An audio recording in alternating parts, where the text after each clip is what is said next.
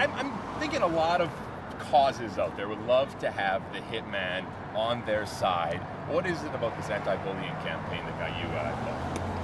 Well, I like the idea of just sort of sending the message out. It's a really important message, and I find kids tap into that message a lot.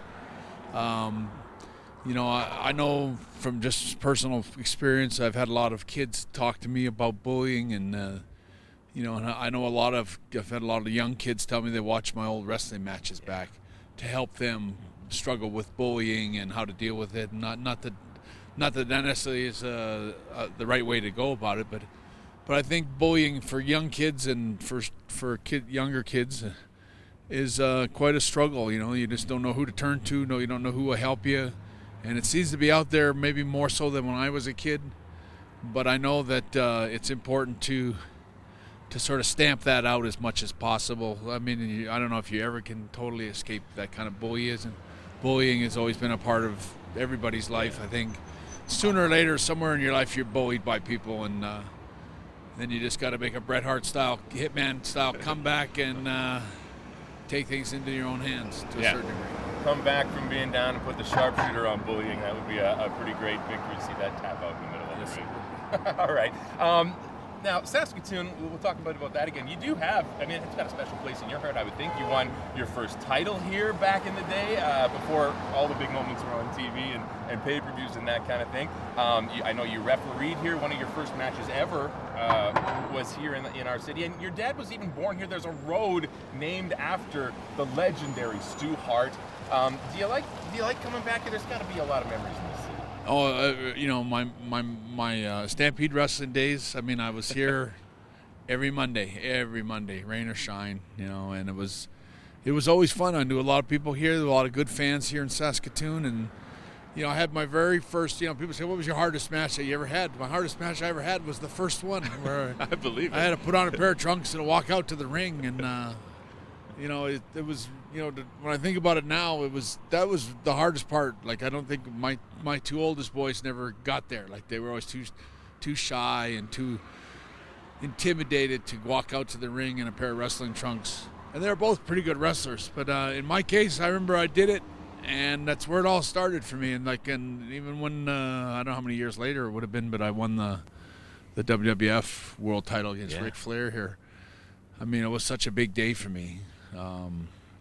In that match, I broke a finger and almost broke my ankle, and I had to spend my celebrating the winning the title. I celebrated at the emergency ward at one of the hospitals here. But it was it was a big night for me winning the title, and I never forgot it. And I always remember it was right here in Saskatoon. And it was really fitting. It was like a full cycle.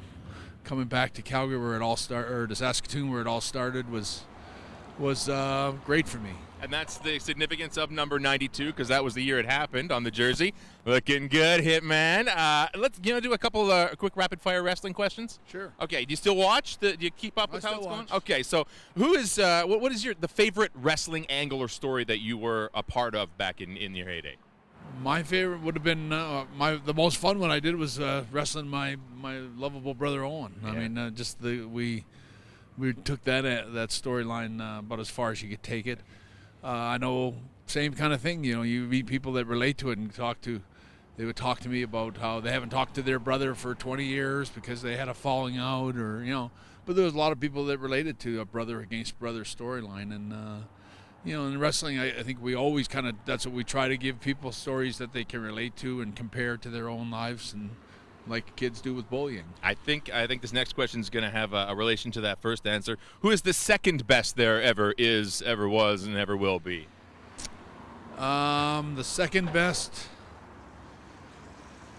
I don't know. I think maybe the second best might be The Undertaker. Yeah. He was one of the best. What do you think when you see him still going? Chris Jericho, from when you were still going, he's still out there doing entertaining things in the ring. What do you see when you see these guys who've been doing it for so long still going strong out there?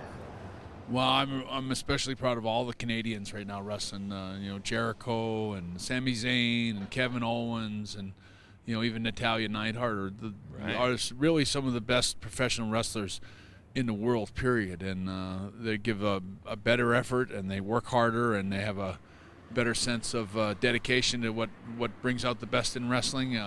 Chris Jericho, just last few months that I've watched him, he's looking as good as he ever did, and he's a great example of a Canadian star in wrestling. Who is the top guy right now? If you watch the WWE, who is the number one guy that you say, wow, he's got it all? I think the number one guy that's doing the most intricate stuff and doing the best, doing the actual best wrestling, creating the best moves, and doing everything the best is Kevin Owens. Okay, he's from Montreal, Yeah. but he's the best. To me, he's the best.